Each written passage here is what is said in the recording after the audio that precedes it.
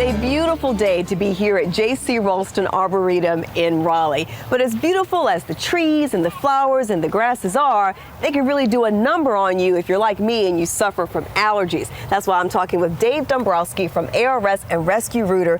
And indoor air quality, such an important topic this time of year, isn't it? Well, it's especially important after this horrendous winter that we just had. Yes. We have been cooped up and we're tired and we're frustrated and we're anxious to get outside right now. So the first thing we do is we throw open our windows, we get all that fresh air in here, and I'm standing here next to a beautiful specimen of a Chinese redbud bush.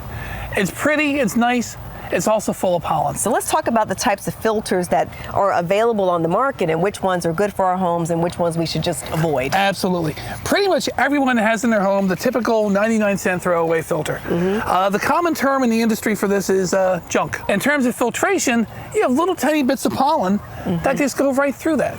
So what do people do? They go over to their big box store and they figure they're going to get themselves a nice, high quality, dense filter. Okay. These can cost up to $20 a piece. Nothing's getting through there. Nothing's getting through there. It sure looks that way. Yeah. And that's part of the problem, because you're putting it right at the end of the unit. So as it starts filling up and getting dirtier, what does get through is your ductwork. All your ductwork typically has about a 15-20% leakage.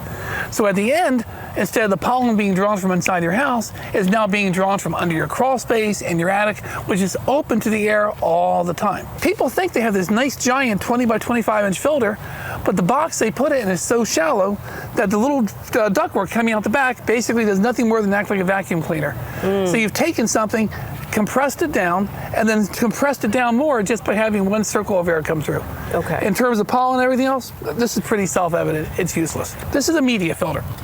These run typically from what we call a MERV 11 up to a MERV 14. Basically a fancy term for thick, it'll take all the dust out. Very, very high density, very supportive.